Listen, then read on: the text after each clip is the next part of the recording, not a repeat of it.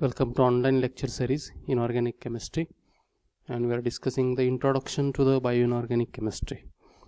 In this video we are going to discuss role of metal ions in biological systems. First of all, we are going to discuss the role of sodium and potassium metal ions in the biological systems.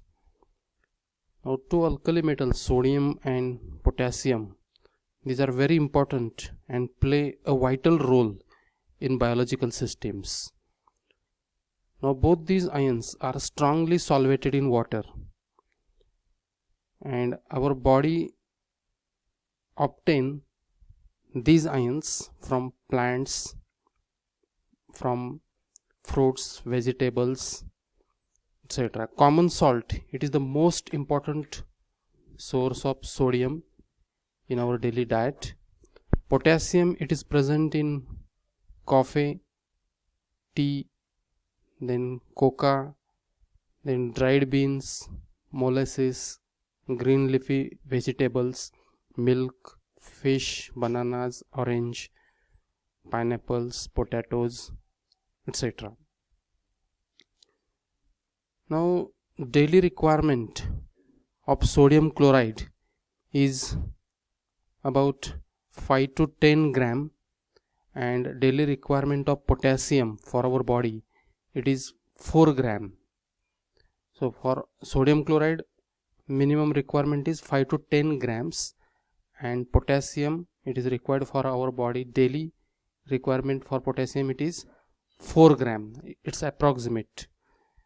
Now, deficiencies of these ions are rarely observed because sufficient quantities of sodium and potassium we are getting from the various sources in our diet. However, excessive perspiration or diarrhea, vomiting cause deficiency of sodium. Now we are going to discuss about the distribution of sodium and potassium in our body. In which part of body sodium and potassium they are distributed. Sodium is a major cation in our blood plasma of vertebrates, that is outside the cell, while potassium, it is the major cation in the cytoplasm, that is inside the cells. So this is the blood sample, for example, and this is the blood plasma, and these are the cells, and in cell there is a cytoplasm. Now outside the cell in plasma there is a high concentration of Na plus and there is a low concentration of K plus. So Na plus, it is high concentration, it is in the blood plasma, whereas inside the cell there is a cytoplasm, and in cytoplasm there is a high concentration of K plus and low concentration of Na plus. This is intracellular. Meaning of this is, inside the cell and tissue there is a high concentration of K plus and low concentration of Na plus, while outside the cell or tissue or in blood plasma there is a high concentration of Na plus and low concentration of K plus.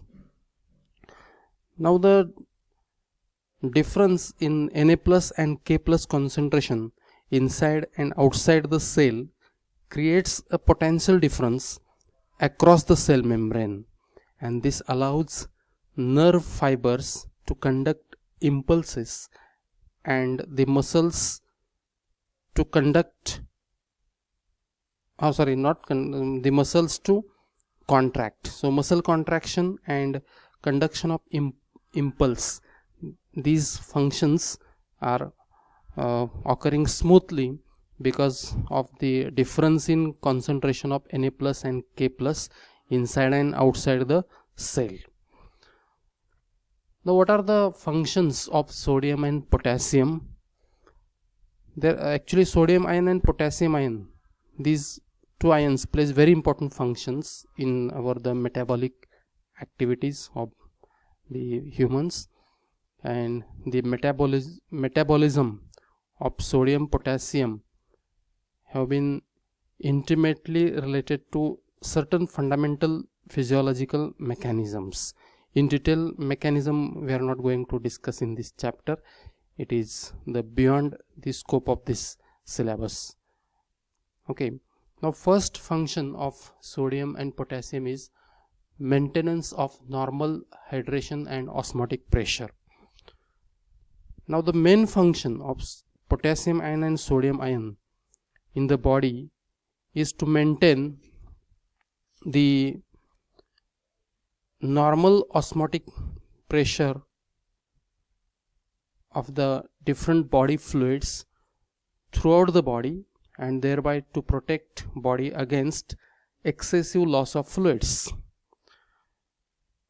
Now the sodium, which is the chief cation of extracellular fluid, plays a dominant role in this connection. So to maintain normal hydration and osmotic pressure, sodium plays very important role. Now another function is maintenance of normal acid base equilibrium.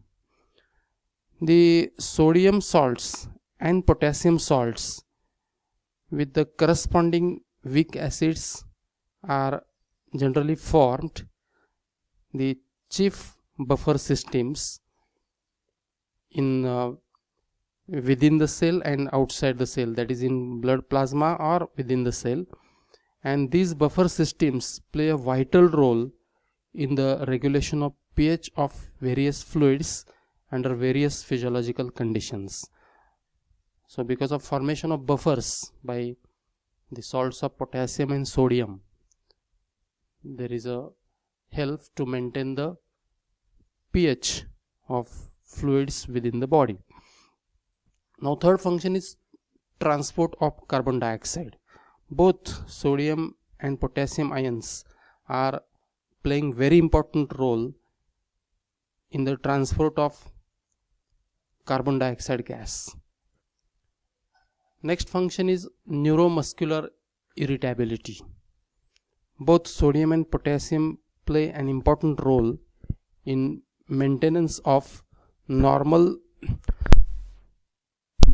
neuromuscular irritability and excitability. Next function is maintenance of proper viscosity of the blood. Now in blood plasma, sodium and potassium are having the outstanding function of regulating the degree of hydration of the plasma protein, which is important in maintenance of proper viscosity of blood. Next function is in secretion of digestive fluids. Now gastric acid, hydrochloric acid, these are derived from sodium chloride of blood, and the base from alkaline digestive juices like the pancreatic juice, bile, is derived from blood sodium and potassium salts. Next function is charge carriers and enzyme activators.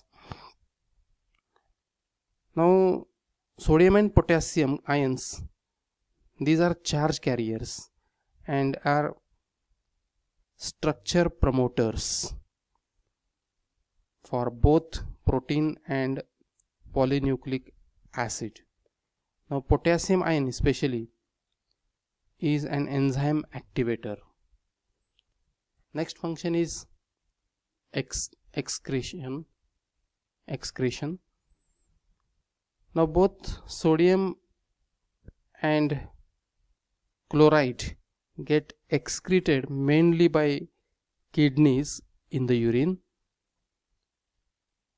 to the lesser extent by skin in the form of perspiration, and appreciably small in the digestive fluids by the gastrointestinal tract. Potassium on the other hand gets normally excreted almost entirely by kidneys in the urine. Now under normal physiological conditions, the daily excretion of these electrolytes, that is potassium salt and sodium salt, is almost equal to that of intake. So this is about the excretion. Now after discussion of functions of sodium and potassium, then we are going to discuss about the elements and diseases caused by deficiency or excess of sodium and potassium. So this part already we discussed earlier, that is about deficiency and excess of or disease caused by deficiency and excess of sodium and potassium. But in short, we can see here, so sodium deficiency shows reduction in fat deposits, lung infection, and retarded bone growth. Sodium deficiency also reduces blood pressure. Now excess of sodium increases blood pressure. It is called as hypertension. Deficiency of potassium reduces heartbeats and causes scarring of heart muscles, then hypertrophy of kidneys and paralysis of muscles. And therefore these ions, sodium ion and potassium ion, these are playing very important role in the metabolism system of the body. In next video we are going to discuss the role of iron in biological systems.